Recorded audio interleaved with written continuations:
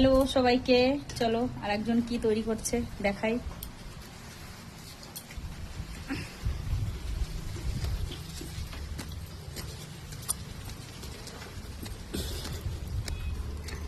কি হচ্ছে? এটা কি গো, কি হচ্ছে? বিট লবণ তৈরি হচ্ছে, দেশি বিট লবণ। বিট লবণ তৈরি হচ্ছে। কি কি দিয়েছো? এতে আছে আদা দেওয়া আছে, আর বিট লবণ দেওয়া আছে, ধনে পাতা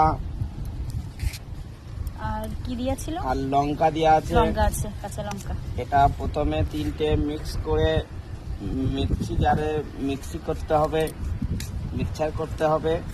তারপরে এটা রোদ্দুরে শুকাতে হবে। আধা দিয়ে তো শুকিয়েই গেছে।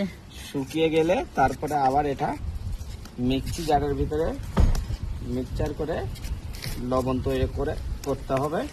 তারপরে এটা যেমন শসা খেতে গেলে শসার গায়ে কুল, লাগিয়ে খেতে তারপর শসা কুল খেতে গেলে আর কি আমাদের লবণ লাগে, সেটা তৈরি হচ্ছে। এটা খুব সুস্বাদু, একদম মানে খুব খুশবুদায়ক। এ ধরিস না মামাম। ঝাল কিন্তু ঝাল, ওটা ঝাল আছে। ঠিক আছে, তো টাটা।